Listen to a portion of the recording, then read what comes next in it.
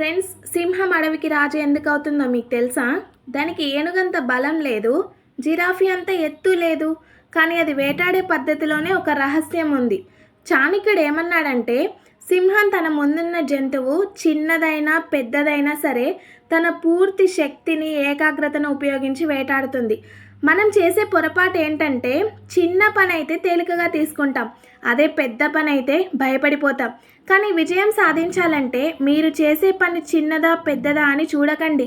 మీ పూర్తి శక్తిని 100% ఏకాగ్రతని ఆ పని మీదే పెట్టండి. సగం మనసుతో చేసే పని ఎప్పటికీ మీకు విజయాన్ని ఇవ్వదు. మీరు చేసే ప్రతి పనిలో సింహంలాగా ఫోకస్ పెట్టండి.